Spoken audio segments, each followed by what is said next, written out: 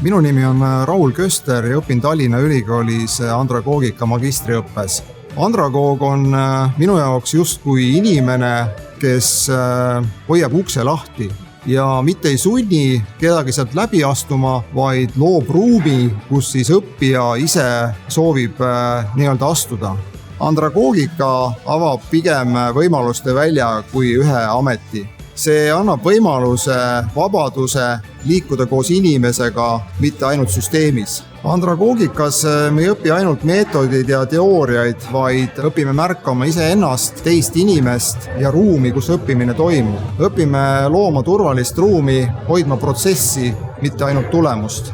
Valisin Tallinna Ülikooli just sellepärast, et siin on väga tugev andragoogika kogukond, kus on tuntav, et ruumi hoitakse. Siin ei õpetata ainult sisu, vaid väärtusi ja hoiakuid, mis toetavad õppimist. Kindlasti soovitaksin neil inimestel andragoogikat õppima tulla, kes tahavad töötada inimesega toetaval moel.